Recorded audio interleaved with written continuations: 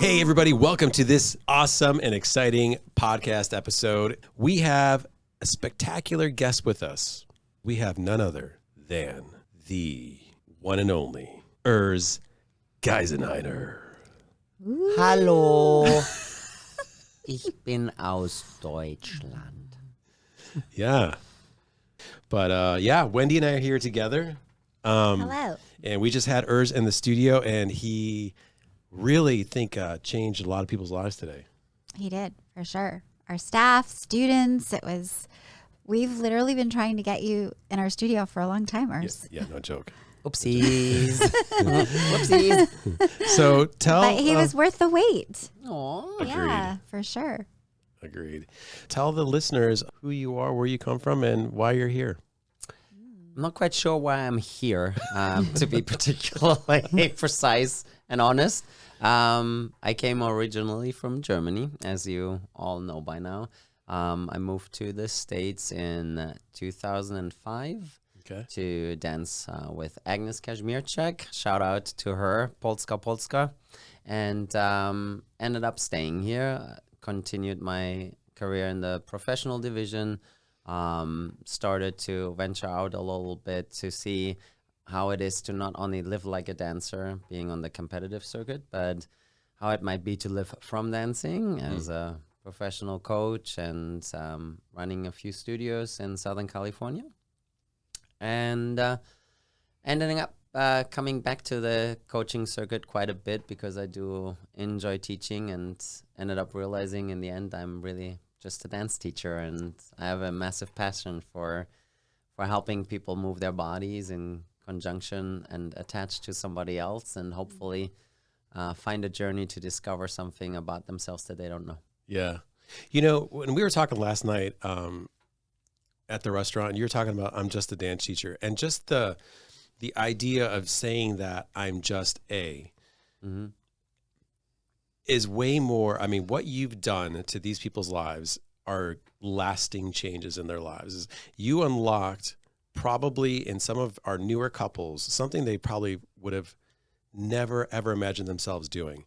And sometimes we as teachers, because we do this on a day-to-day basis, maybe we take that for granted.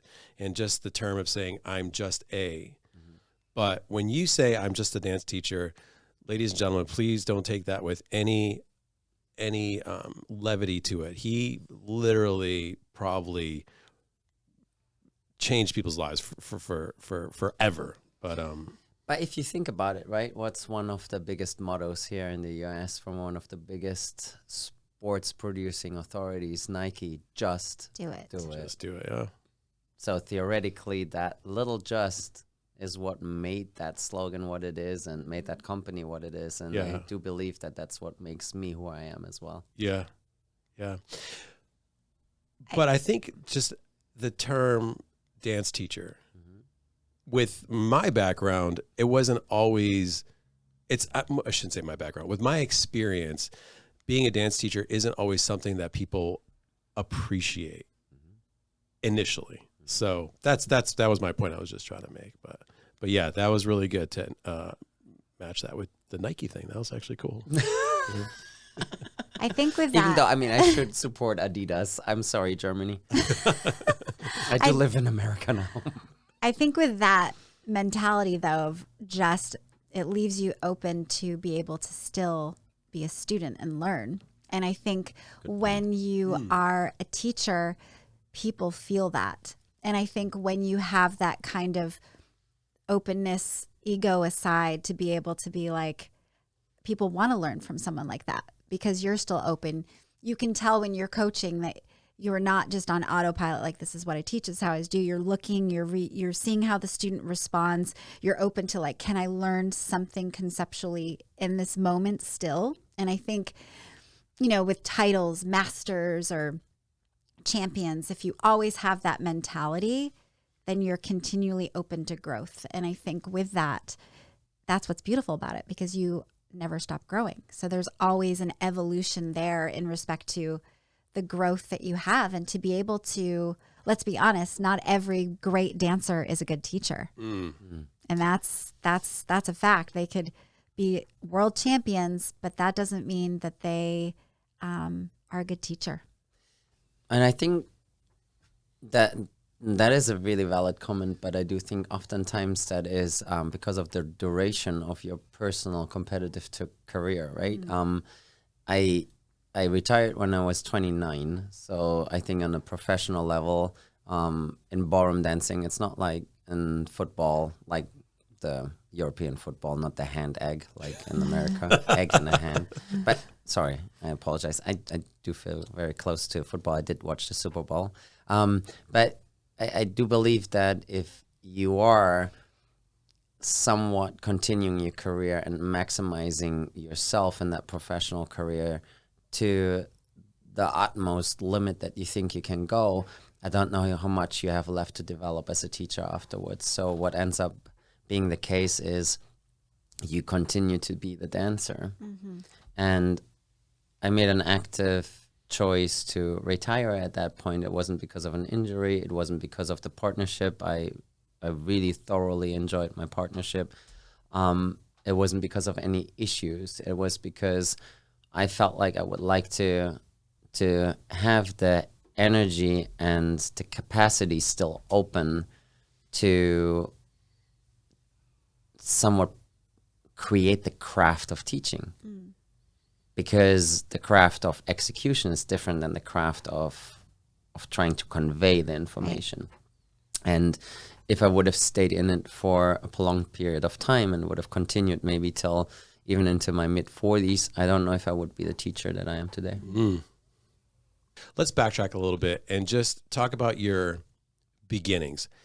How did you get involved with dancing initially? And if you can take us through what got you to compete with, like what got you to have that competitive spirit? The start was my parents were dancing, and my parents were dancing in the beginning in the amateur ranks, and then once they had a family and whatnot, they went on the senior tour in Europe. So they danced in the over 35 category, which is considered seniors in Europe. Yeah, so it's like, but they did it as a hobby. They had their own professions outside of it. So for them, it was always a hobby. But they were very active in a club. It's a club system more than it is a studio system in Germany if you go the competitive route.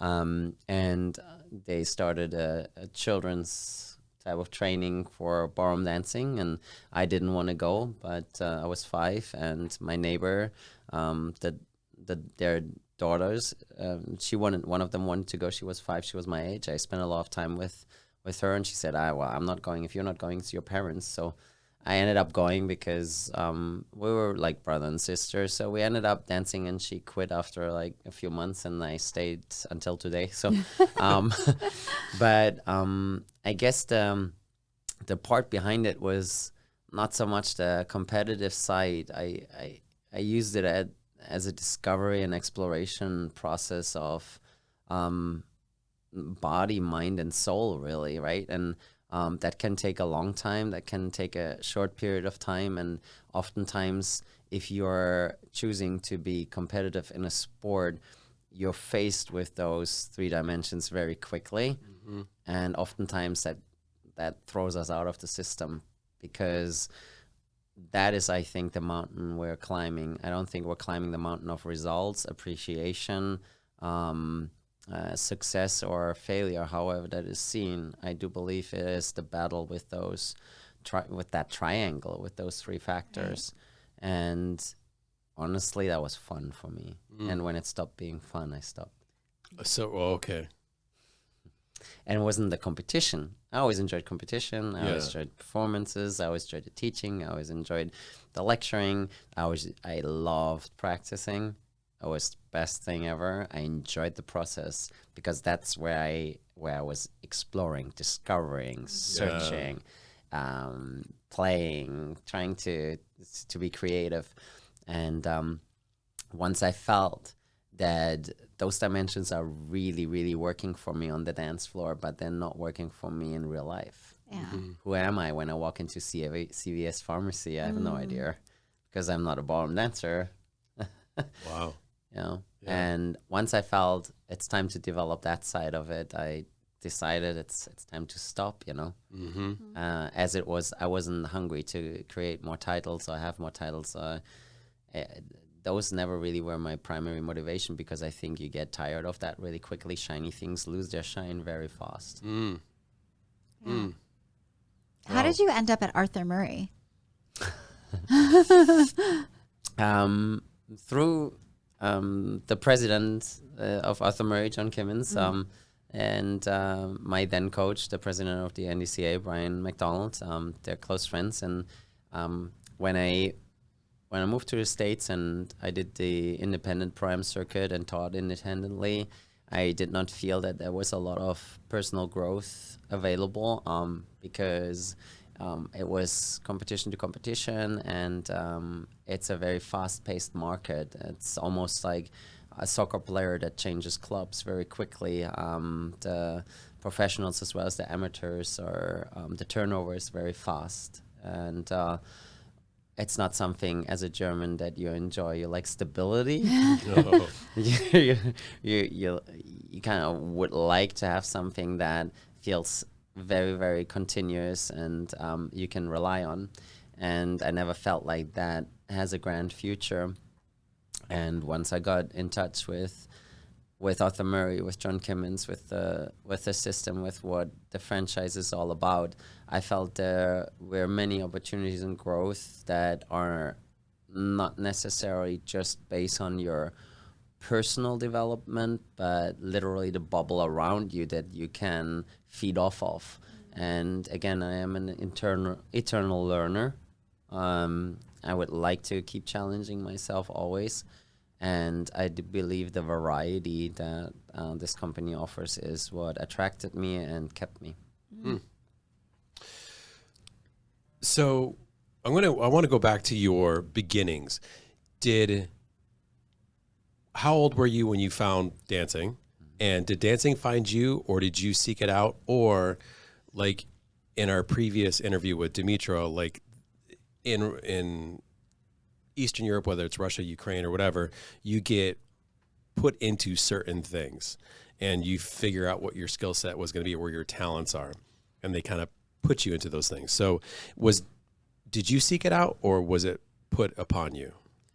It was put upon me by a 5-year-old compatriot, right? It's my neighbor, basically, who felt like my sister said, "I'm not going to your parents' class unless you're going."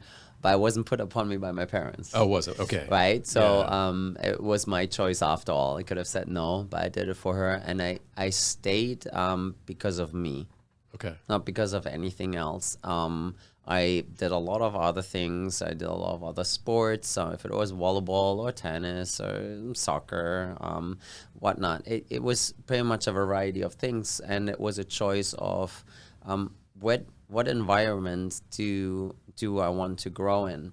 And I thoroughly enjoyed the fact that I am on the floor with every age group, talent, person there is available. I was as a 6, 7, 8-year-old in that club on the floor, with someone who just did it socially, with someone who just started, with a couple that's been married for 50 years, and with Carmen Vicelli, who was later 12-time world champion in Latin. And having a resource and connection with very, very different people, adults as well as kids, as well as international people. I mean, there were people from Italy, from England that came to our studios and they taught, and it felt so open to the world that I felt like through these people I can see more of the world. And I didn't get that if I were to go to soccer practice with 10 other guys on the field from my team, and you hop from village to village to try and shoot a goal. It didn't feel as as open. It didn't feel as wide. And I think it reached, because of its width, it reached further down into my heart, right? So it felt so massive. And that's what made me stay. Wow. You're quite the deep individual. I'm not quite sure how to take that one.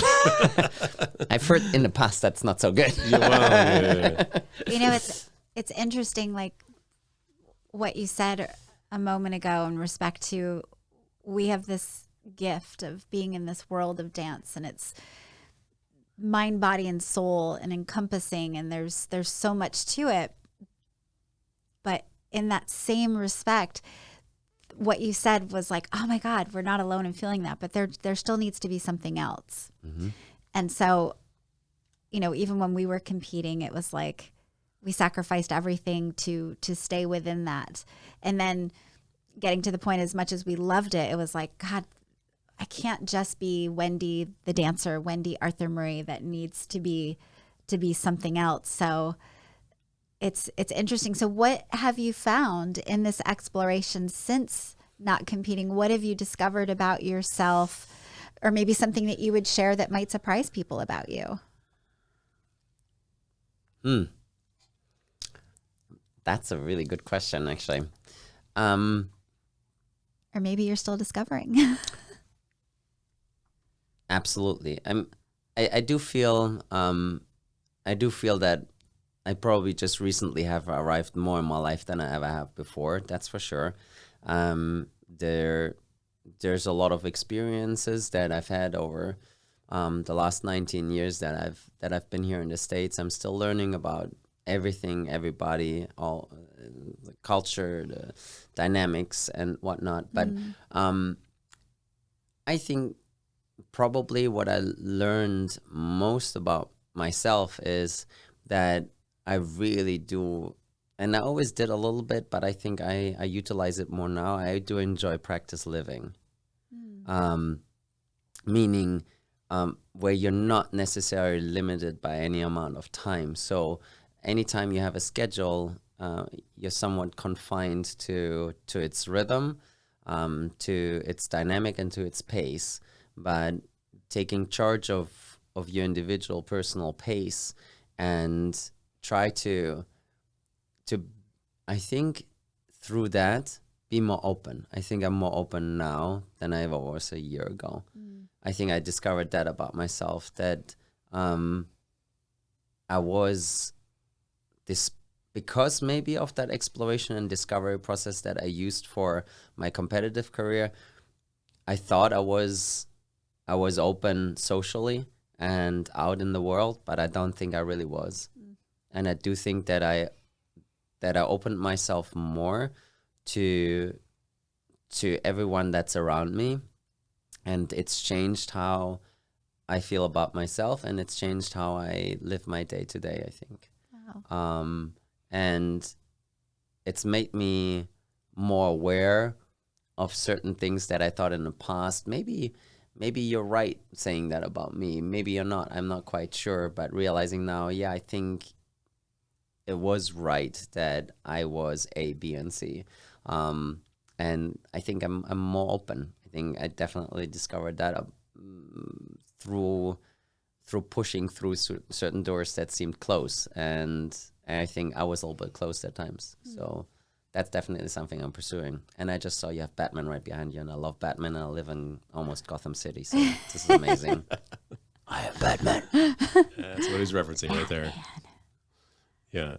Oh, thanks for sharing that. You know, it's always, you know, that's the beauty of community, right? It's like sometimes you can be like, oh, am I the only person that feels this way? Like, I have this incredible gift of dance and this lifestyle, but sometimes you can feel that sense of loss of yourself, and like there needs to be something else, or actually another question, balance. I mean, what brings balance to your life? I mean, we know we coach. It's so hard, but what brings you balance in your life?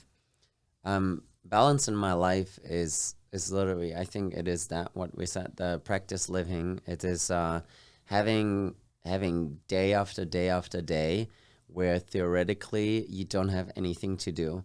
I choose to take a lot of time off throughout the year.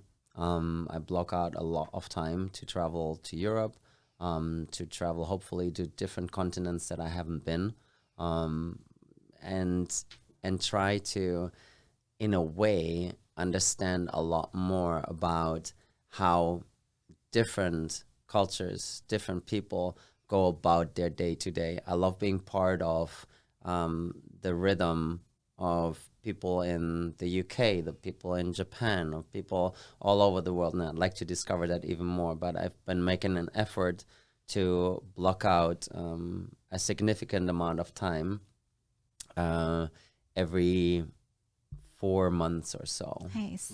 And that is what is my balance. So there's times where for 3 weeks or 3.5 weeks, I actually do not put on my dance shoes and just solely try to look within myself and try to, at the same time, open myself to the world and travel and be part of society in a way where I'm non-descriptive about my profession. And that gives me my balance. Just Urs. Yes. Jawohl. Do you, I'm sorry, I feel like I've taken over. I didn't mean to. Do you miss like the thrill of competing? Like when you have that adrenaline rush or that, did you feel like, no? Okay. Not at all. I bet, that's great to ask that, right? Because I bet people would be surprised by that, right? They would think that, you have to have that. So you had that in that moment in time and you've moved on. Yes. And That's great. You talked about energy or whatnot or what you feel. That's my adrenaline now. Yeah, I can see that. I don't need the other one, And we often mistaken, I think, adrenaline with the need for admiration and applause. Absolutely. And I actually am very meek about applause. I don't feel great when there's applause for me personally. I rather applaud somebody else. And that's where I find my energy. And that gives me a lot of adrenaline. And so I do not need the other side. I do not need to put on a tail suit to feel that adrenaline anymore. What if people come up to you and think you're Derek Huff? Next question. Yo, you must have gotten that. Many times. Yeah. Many times. Yes. If you're listening to this on Spotify, go to YouTube and see what Urs looks like. He's a handsomer version of Derek Huff. Aww. I have no comeback to that either. Sorry, Taras, but I like your beard. Oh, bro. It is an impressive beard. It was, I don't know what to say about it when he was recovering. It was like caveman. It's getting there. It was not. Getting there. Yeah. But, yeah. I mean, I've been asking all sorts of questions. I didn't want to, people like, oh, Wendy's taken over. Well, so here's a question maybe for you two. Ooh. Right? So after I've seen you dance today, what does that actually cause in you to rekindle on the dance floor on that type of level that you maybe haven't done in a while?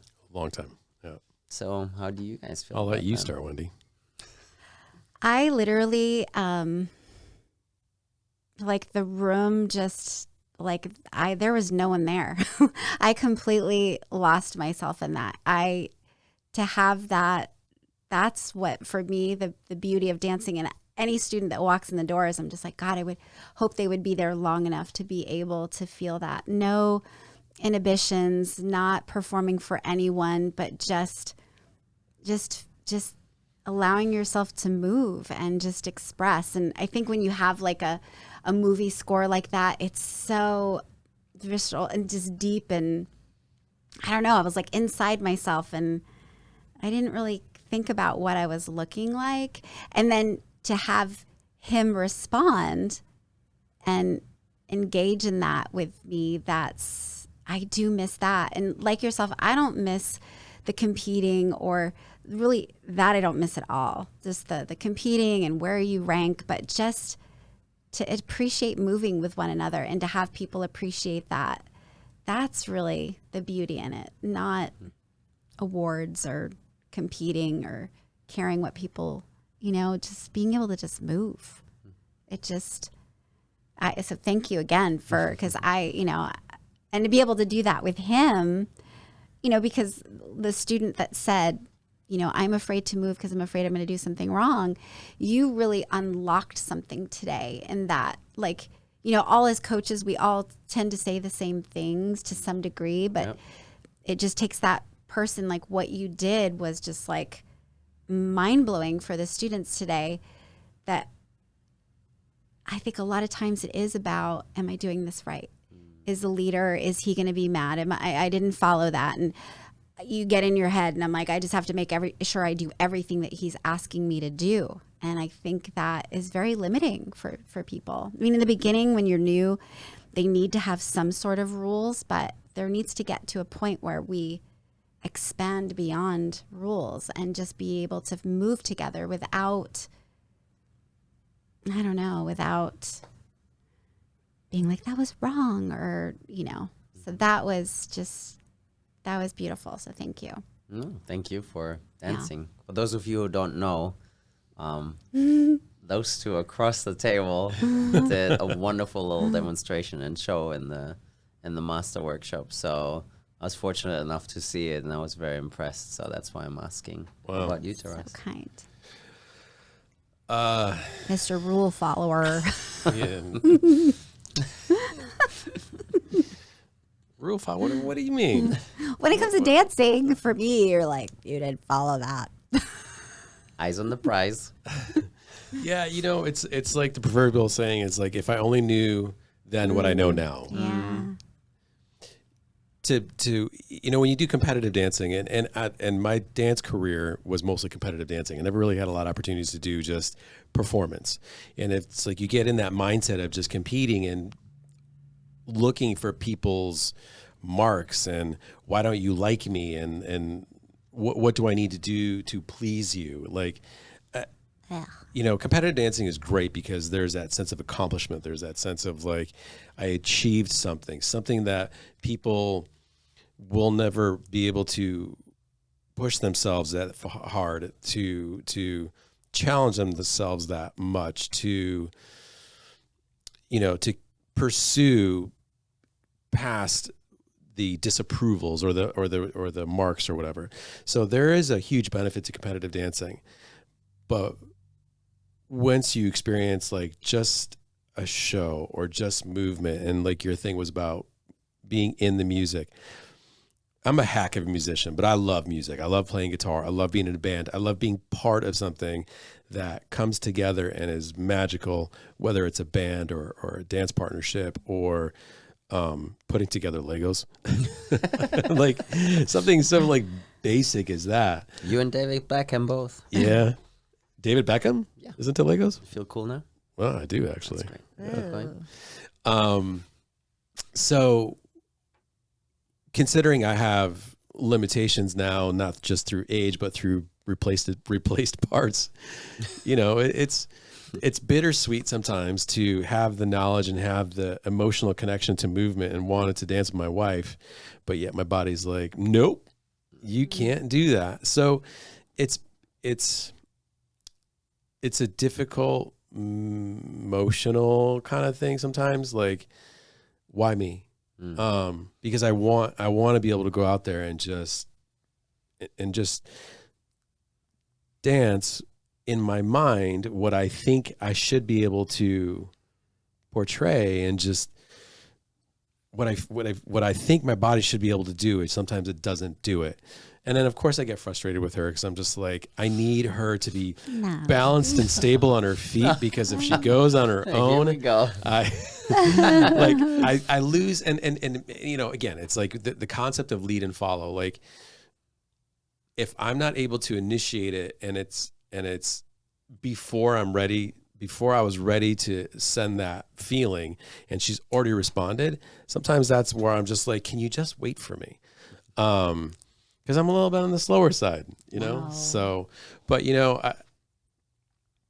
one of the things about your seminar is I never participate in the seminars. I sit in the back office, I do the paperwork, and it's just you reignited something in me and in us to be like, wow, you inspired everybody and you inspired us. And it's not just what, and Because it was so organic. Like I literally was just, you were talking, you played the music, and I didn't even think, I didn't ask permission. I just kind of looked at him and just started to move. And then when he responded, I was like, oh, and it was beautiful. It just happened. yeah. Yeah, it was beautiful.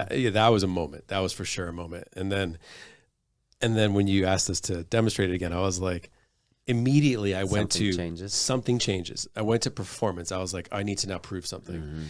And I wish I didn't feel that way, but all of a sudden I felt that, and I'm like, I need to do something. And then I could feel the limit, like a little bit of frustration, the limitations, I need to go back to whatever that is. And I've been, we've been away from it for so long because of two hip replacements. But it's like, I look forward to be able to do that again. I look forward. In October, we are hosting our freestyles, and instead of hiring a couple to do a show, I was like, well, why don't we set ourselves a goal? And I think we can do a good show. And I think our community would enjoy that. So Absolutely. There's more of an emotional connection to it. So, it's. Did we answer your question? Yeah. It was wonderful. Thank you for answering. I wish the audience would have seen that show.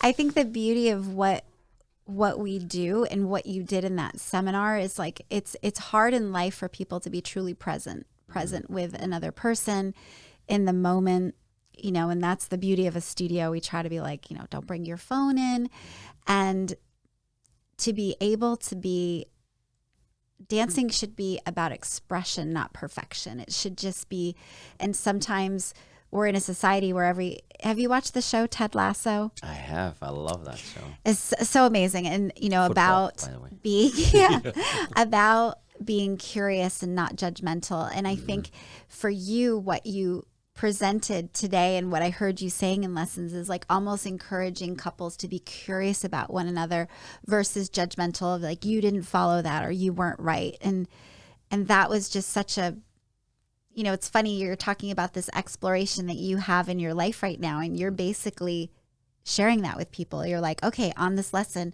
how can I help this couple discover something new or exploration? And, the world is too judgmental. So dancing's, again, such a gift. I don't want to keep saying the same thing, but it really is. Yeah, and, it's interesting because the pursuit of perfection stops and the pursuit of purity can last forever. Something can be, you buy yourself a Ferrari and it's not going to be perfect forever, and it's going to fall apart and it's going to rust, and there's going to be things that are wrong. It's going to get dented, it's going to get scratched, you're going to spill a coffee on the leather, but at its base, at its core, it's pure, and it'll always stay pure. Yep. So you should follow the pursuit for purity, not for perfection. Wow. Because I can say, honestly, I can't imagine, I can only imagine as your spouse and watching what you went through, but like dancing with you, I didn't feel any limitations. I wasn't like, oh, geez, this is boring. He's not, you're a beautiful, I mean, you, at your worst, you're still you, and there is no other you. And so dancing in that, I didn't feel limitations or limited or, well, that was kind of not fun because he couldn't do. I think it was beautiful. It was just organic. It's funny, like in the moment, and I'm sure people who deal with chronic pain or whatever, if you have an emotional connection to anything, whether it's music, dancing, painting, anything, you immediately just, you forget about that. There's something so pure that all of a sudden everything just goes away. Yep. Now I sit here and I'm like, I gotta. You pay for it later. Yeah, you pay for it later. I mean, but that's okay. Like, and I know people look at me and they're like, you shouldn't do that. You shouldn't do that. You shouldn't do that. I know I shouldn't do that. But what else am I gonna do? I'm one of those people, but in that moment, I completely lost myself. I wasn't at all being like, don't do that. I was just like all in. That's the beauty. Yeah. For sure. Yeah. Yeah. Well, thanks for asking about us, Ursi. Another amazing thing about the kind of person you are. Like, people rarely ask us about ourselves. Yeah. So thank you for that. Thank you for, appreciating what we did, because it was completely unexpected, but I will never forget that, actually. Yeah. It's really special. Yeah. Cool. Any final words, any words of wisdom, or anything like up and coming, like something that you're working towards, exotic destination you're off to, or what's the next thing for Urs right now? The next thing is not very exotic, but it's almost a revisit at everything that I've known without what I know. Basically, revisiting all the countries that I've been and danced in, and revisit them without dance shoes, and figure out what to do during the day. Oh, Because I used to be in a lot of places, a lot of beautiful countries, beautiful cities, and I'd like to discover all of those without having dance shoes in my suitcase.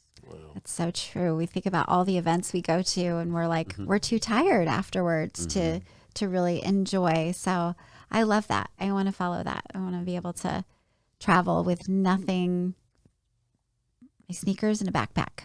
Yeah, that's cool. And just experience. And thanks for taking the time to do this with us. I feel lucky that we got to know, we've known you, but we haven't really, I feel like we've gotten to know you a little bit more. And I think it's great for the public to know more of who Urs is behind the German facade. champion.